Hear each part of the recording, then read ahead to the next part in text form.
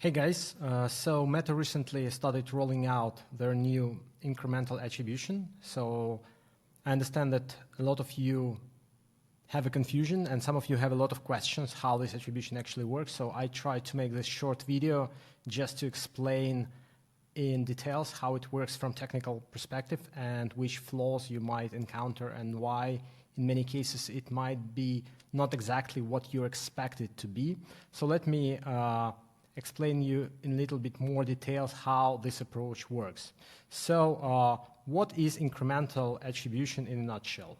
So you can look at the screen and actually Meta has a user base, and for example you create your campaign and Meta knows which potential customers can see your campaign.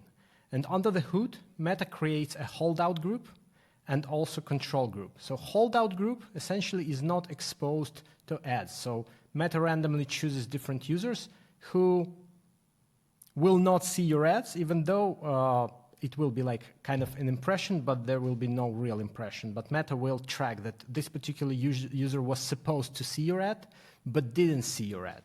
While the control group will, for the control group, Meta will show ads as usual. So some users going to just see your ad, some users going to click your ad.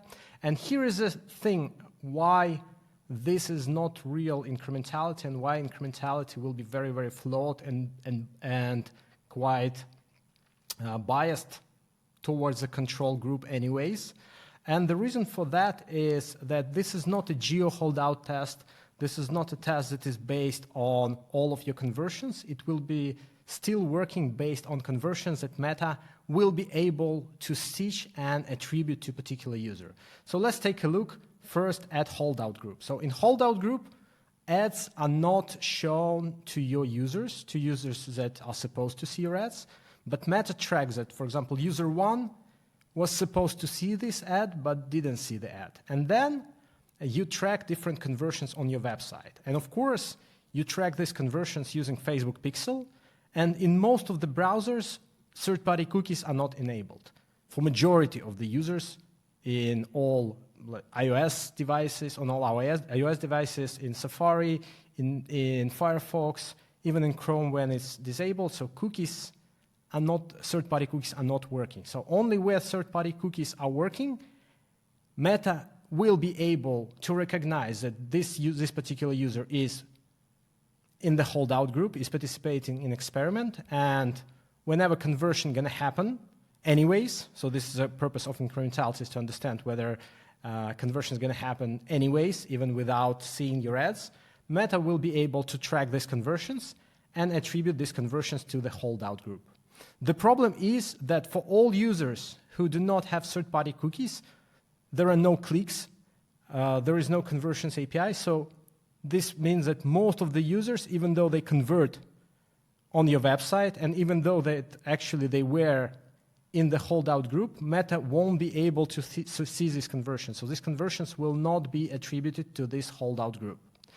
On the contrary, in a user level control group, some ads generate views, but most of the ads that really drive conversions actually generate clicks. So whenever someone clicks to your website, all the conversions that happen on your website that have third-party cookies enabled, of course, this conversion is going to be tracked both for clicks and for views, but unfortunately, this is a very, very small fraction of users who actually have these third-party cookies enabled.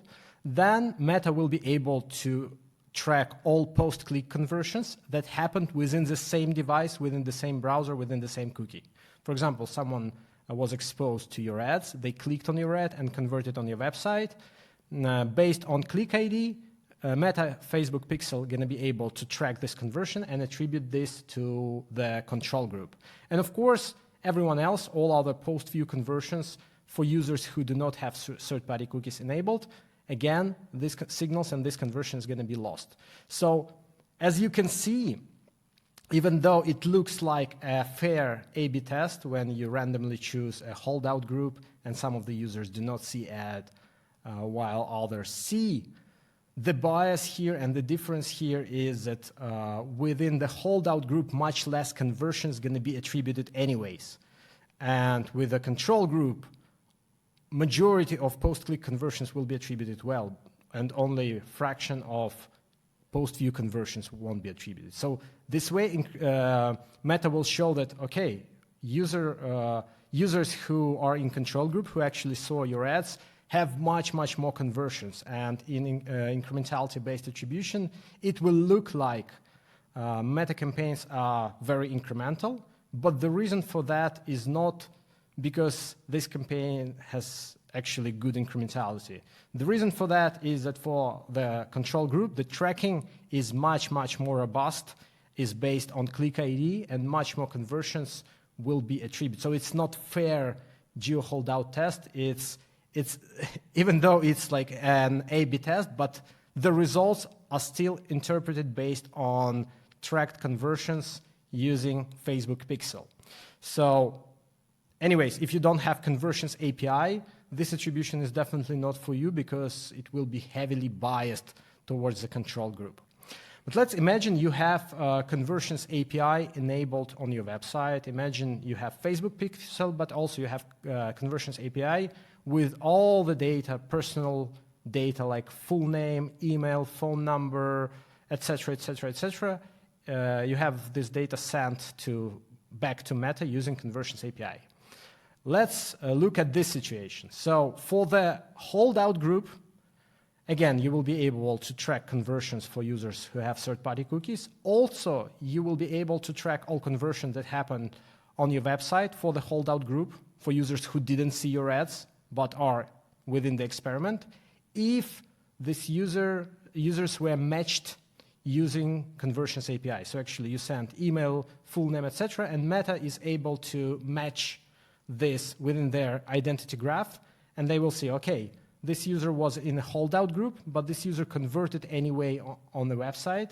So this way we understand that conversions happened anyways, not because of ads, but just because user was going to buy even without ads. And still, if conversion was not matched using PII and third-party cookies are disabled, all these conversions will not be attributed to the holdout group. When we look at control group, actually group of users who actually see your ads, here you have much better matching rate. First of all the users who have third-party cookies going to be matched. Also, all post-click conversions, which usually accounts for majority of your real conversions that happened from ads, they will be attributed deterministically based on post-click, based on click ID, if they happened within the same device and browser.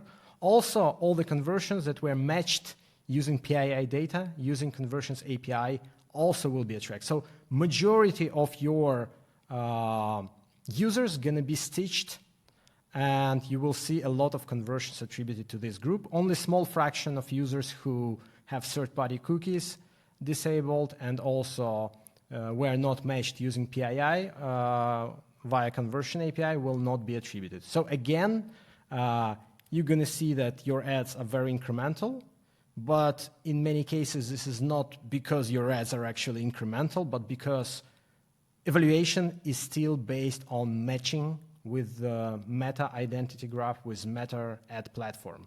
And even if you use conversions API, still a much smaller amount of conversions, so it will be definitely improved, but still much smaller amount of conversions going to be attributed to user holdout group, to those users who didn't see your ads, while much more conversions from your website will be attributed to users who actually saw your ad.